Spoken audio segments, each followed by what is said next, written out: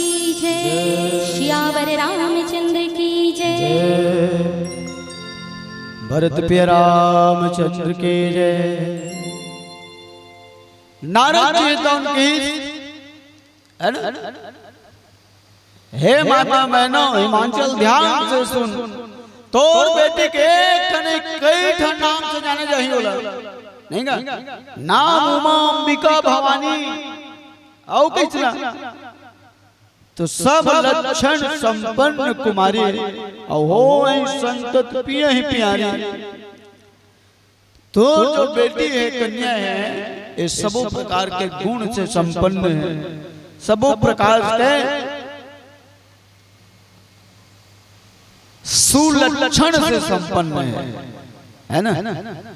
कुलक्षण अलग होते सुलक्षण अलग होते नहीं का माने सुलग तो ओकर महत्व है तो ज्यादा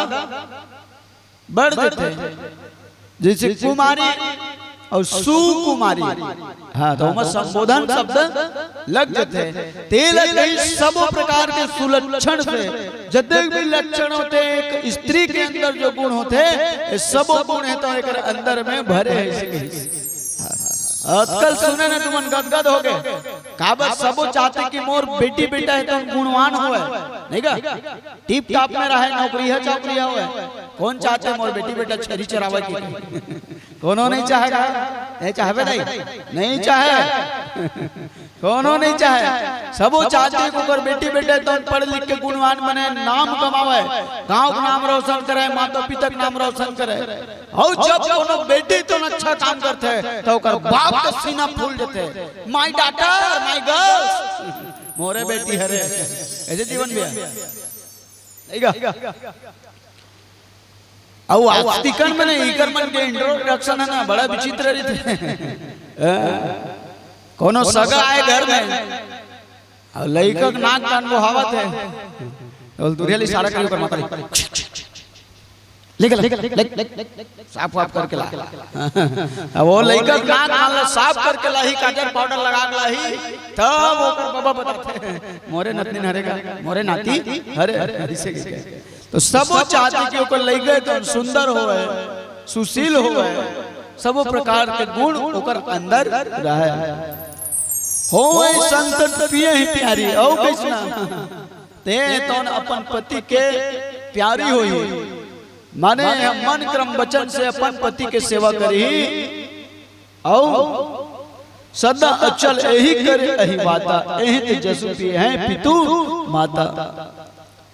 और ए सदा सुहागन रही। आजकल भले की देते नहीं का पाक करते तो नहीं की देते का खुश रहो बेटी सदा सुहागन रहो तो जब के दिन की उम्र है तब के दिन तक सुहागन रही। लेकिन नारद जी महाराज नारद ओकर बात रद्द ही नहीं हुआ एक ही से सबो दिन सुहागन रही एकर पति कब मृत्यु भाई सुहागन रही तो गति में लेकर मृत्यु हुई और भगवान शंकर तुम सबो दिन अमर है अजय अमर है त्रिकाल यज्ञ त्रिकालदर्शी है भगवान शिव जी है एक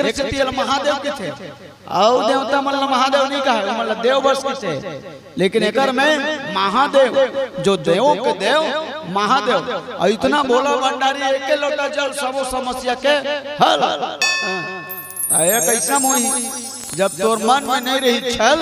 तब होई सबो समस्या के हल नहीं का सबो प्रकार के कपट भरे तोर मन में अते शंकर जी कतको पानी दी तोले अच्छा वो पानी की जरूरत नहीं है शंकर भगवान ले कौन की पानी की जरूरत है कि लेत बतावे खुदे ओकर मुड़ू टुल्लू लगे है इसे गंगा मैया उद्गम है 5 हाथ तक थकावत है तेला पानी की जरूरत पड़ी गए एक लोटा ओकर मन मार दी जे दुनिया जल देवत है तेला ते जल दे डरबे नहीं ते एक भावना होना चाहिए भाव होना चाहिए आदमी के अंदर भक्ति होना चाहिए। नारद जी महाराज तुम कहिए यही तेजस्वी पई है पितु माता ऐसे नाम चलिए अगर ऐसे पति के सेवा करी है ना तो सदा दिन सुहागन कहलाई जेकर से एकर अच्छा कर्म के कारण एकर माता पिता के नाम लगलो दुनिया है तो जान ही वास्तविकन में जब कोनो आदमी तो ना अच्छा पढ़ लिख के बड़े आदमी बन जाते हैं तो पूछते काकर बेटा है काकर बेटी का तो ओकर माता पिता के नाम चलते लेकिन गांव के नाम चलते कैसे जीवन भैया नहीं जाने थोड़ी तोला हम वाला का हरी का तो मेठी ऐसी की होला ठीक है हम लगी कितनी राधे मानस परिवार रायपुर जुनवानी ऐसे ही है ना भाई प्रेम से बोल राधे रामचंद्र की जय। तो कहीं के एक अंदर सब प्रकार के गुण है तो भर ही और वास्तविकन में का गुण होना चाहिए गुण ला जानना ही बहुत जरूरी है अइला बचपन में जान ले गुण और गुण ला नहीं थे देखे हो कई जन्म तो लेकर गाड़ी दे बस सिकोते आन बेटा पाऊं भगबे ऐसे किधर बोला